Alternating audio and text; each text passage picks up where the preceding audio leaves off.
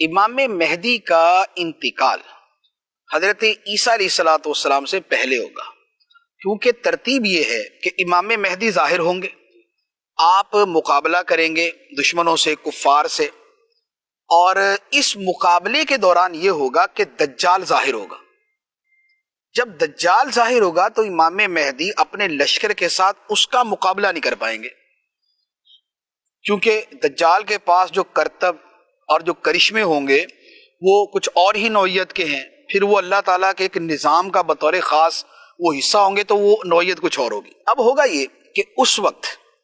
جامع مسجد دمشق میں حضرت امام مہدی رضی اللہ تعالیٰ عنہ فجر کی نماز پڑھا رہے ہوں گے، اور اس وقت حضرت عیسیٰ علیہ الصلوۃ والسلام یہ دو فرشتوں کے پروں پر بیٹھ کر یہ آسمان سے زمین پر تشریف لائیں گے، مسجد کے مینارے پر اتریں گے اور وہاں سے آپ نیچے تشریف لائیں گے، اور آپ کے جو بال مبارک ہوں گے ان سے پانی ٹپک رہا ہوگا،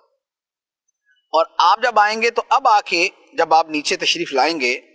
تو آپ سے مسلمان کہیں گے کہ حضور امامت آپ فرمائیں، نماز آپ پڑھائیں۔ حضرت عیسیٰ علیہ الصلوۃ والسلام اس وقت اس امت کے شرف کو ظاہر کرنے کے لیے اور یہ بتانے کے لیے کہ میں اپنی شریعت لے کر نہیں آیا بلکہ نبی پاک علیہ الصلوۃ والسلام کی شریعت کے تابع ہو کے آیا ہوں، اس کے اظہار کے لیے امام مہدی سے فرمائیں گے کہ آپ نماز پڑھائیں۔ تو امام مہدی امامت فرمائیں گے، حضرت عیسیٰ علیہ الصلوۃ والسلام پیچھے ہوں گے۔ یہ مسلم شریف کی حدیث مبارک ہے، کیف انتم اذا نزل فیکم ابن مریم و امامکم منکم، کہ اے مسلمانوں تمہاری کیسی حالت ہوگی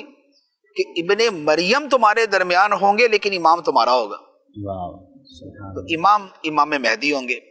اس کے بعد پھر یہ ہوگا کہ پھر حضرت عیسیٰ علیہ الصلوۃ والسلام جو ہے وہ دجال کا مقابلہ کریں گے اور اسے قتل کریں گے۔ حدیث مبارک کے اندر مقام لد کے نام سے ایک جگہ بیان کی گئی ہے،